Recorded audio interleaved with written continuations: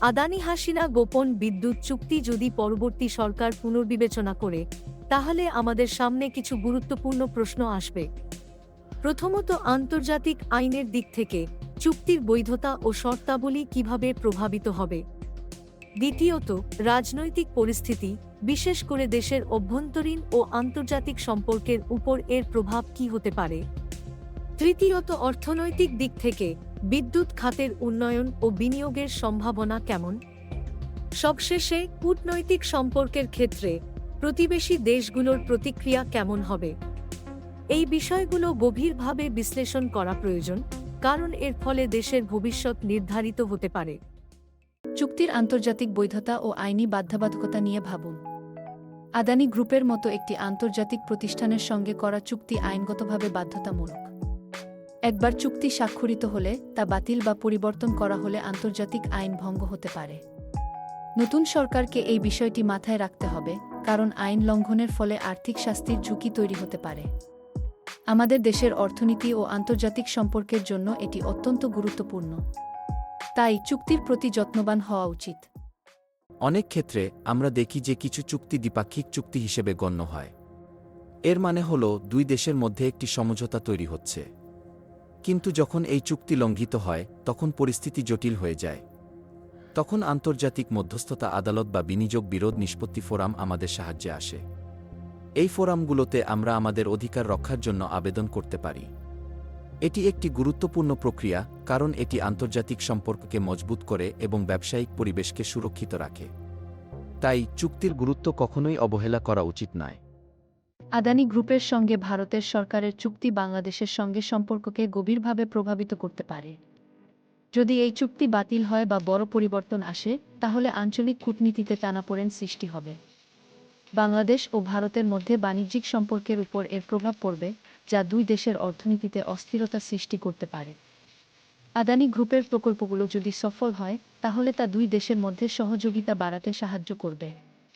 কিন্তু চুক্তির অস্থিতিশীলতা আমাদের সম্পর্কের ভিত্তিকে দুর্বল করতে পারে। তাই এই বিষয়গুলো নিয়ে আমাদের সতর্ক থাকা প্রয়োজন। বাংলাদেশ ভারত কূটনৈতিক সম্পর্কের ক্ষেত্রে আমাদের দীর্ঘমেয়াদী স্বার্থকে গুরুত্ব দিতে হবে। দুই দেশের মধ্যে বাণিজ্য, সংস্কৃতি এবং নিরাপত্তা নিয়ে যে চুক্তিগুলো হচ্ছে, সেগুলোকে সঠিকভাবে মোকাবিলা করা জরুরি। উদাহরণস্বরূপ, জলবায়ু পরিবর্তন এবং সীমান্ত নিরাপত্তা নিয়ে আমাদের যৌথ উদ্যোগগুলোকে শক্তিশালী করতে হবে। এই চুক্তিগুলো শুধুমাত্র বর্তমানের জন্য নয়, ভবিষ্যতের জন্য গুরুত্বপূর্ণ। আমাদের উচিত পারস্পরিক স্বার্থকে সামনে রেখে একটি স্থায়ী সম্পর্ক গড়ে তোলা, যাতে দুই দেশের জনগণের উন্নতি হয়। কূটনীতির এই জটিল খেলায় আমাদের সচেতন থাকতে হবে, কারণ সঠিক সিদ্ধান্তই আমাদের ভবিষ্যৎ নির্ধারণ করবে।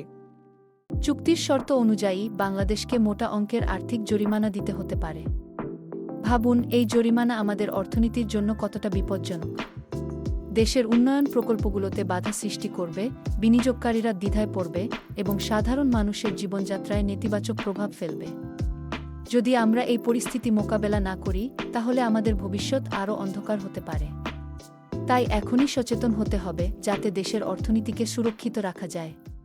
নতুন সরকারের জন্য চুক্তির স্বচ্ছতা নিয়ে প্রশ্ন তোলা একটি গুরুত্বপূর্ণ বিষয়।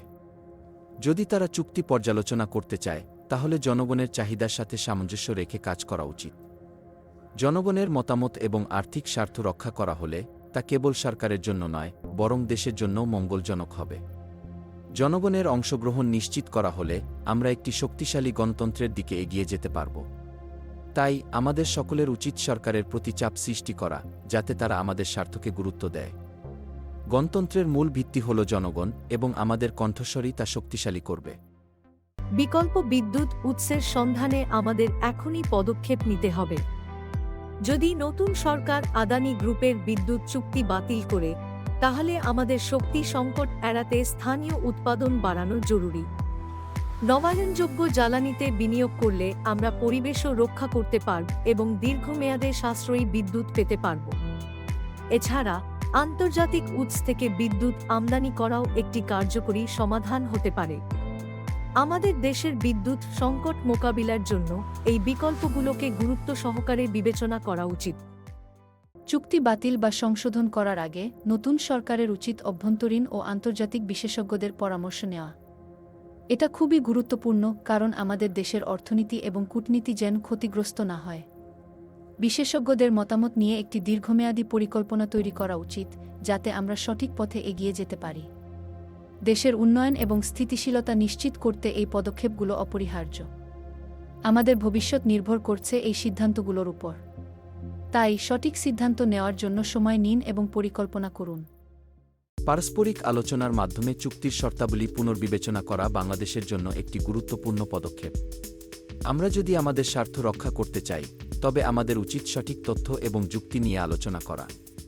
এই প্রক্রিয়ায় আমরা আমাদের অর্থনৈতিক অবস্থানকে শক্তিশালী করতে পারি এবং আন্তর্জাতিক বাজারে প্রতিযোগিতামূলক সুবিধা অর্জন করতে পারি। চুক্তির শর্তাবলী যদি আমাদের জন্য উপকারী না হয়, তবে তা পুনর্বিবেচনা করা জরুরি। আমাদের কূটনৈতিক দক্ষতা এবং সহযোগিতার মাধ্যমে আমরা একটি সুষ্ঠু এবং লাভজনক সমাধানে পৌঁছাতে পারি। বাংলাদেশের স্বার্থ রক্ষায় এই আলোচনা অত্যন্ত গুরুত্বপূর্ণ।